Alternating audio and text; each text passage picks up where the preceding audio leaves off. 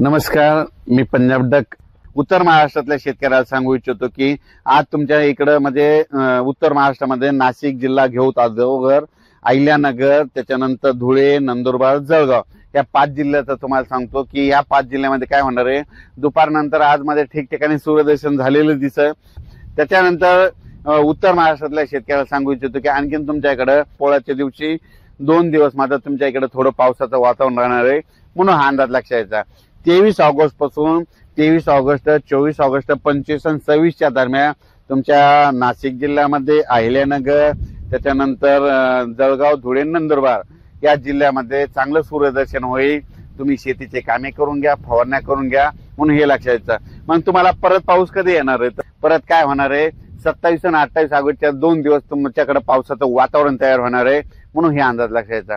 त्याच्यानंतर आपण काय करू, पश्चिम महाराष्ट्राकडे पश्चिम महाराष्ट्रातल्या शेतकऱ्याला सांगू इच्छितो की म्हणजे सांगायचं झालं तर म्हणजे सोलापूर जिल्हा, सांगली जिल्हा, सातारा जिल्हा, त्याच्यानंतर इकडे पुणे जिल्हा या 4-5 जिल्ह्यातल्या शेतकऱ्याला सांगू इच्छितो की आज दुपारपर्यंत तुमच्या इकडे सूर्यदर्शन होईल, पण काय होईल, अशा सरी येणार आहेत, म्हणजे 10-10 मिनिटाच्या जोराच्या सरी येणार, स्पीडनं सरी येणार, थेंब मोठे असणार आणि लगेच ऊन पडणार, पुन्हा सरी येणार, ऊन पडणार, ऊन पावसाचा खेळ तुमच्या इकडे असा राहणार आहे। 22 ला पोळ्याचे 2 दिवस तुमच्या इकडे पश्चिम महाराष्ट्रामध्ये दुपारनंतर चांगल्या सरी येतील, म्हणून हे लक्षात घ्यायचं की पूर्व विदर्भाकडे जाऊन पूर्व पश्चिम मध्ये 6-5-11 जिल्ह्यामध्ये सांगतो तर 22 ऑगस्ट आणि 23 ऑगस्टच्या दरम्यान म्हणजे भंडारा जिल्हा झालं, वर्धा जिल्हा झालं, नागपूर जिल्हा झालं, अमरावती जिल्हा झालं, अकोला जिल्हा, यवतमाळ जिल्हा, चंद्रपूर, त्याच्यानंतर अमरावती जिल्हा, बुलढाणा जिल्हा,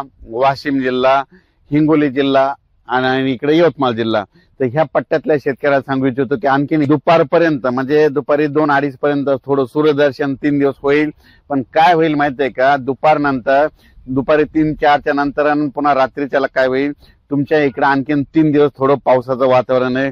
मराठवाड्याकडे सांगायचं झालं तर मराठवाड्यामध्ये हिंगोली जिल्हा, त्याच्यानंतर नांदेड जिल्हा, लातूर जिल्हा, बीड जिल्हा, परभणी जिल्हा, जालना जिल्हा, संभाजीनगर, धाराशिव, तर या सर्व शेतकऱ्याला सांगू इच्छितो की तुम्ही काय करा, आजपासूनच म्हणजे आपल्या मराठवाड्याकडे म्हणजे दुपारपर्यंत सूर्यदर्शन होणार आहे मराठवाड्यात, पण दुपारी काही ठिकाणी पाऊस येणार आहे, म्हणून हा अंदाज लक्षात घ्यायचा। म्हणजे मराठवाड्यातल्या ह्या जिल्ह्यामध्ये म्हणजे एकदम पाऊस आज उघडणार नाही, म्हणून हे अंदाज लक्षात घ्यायचा।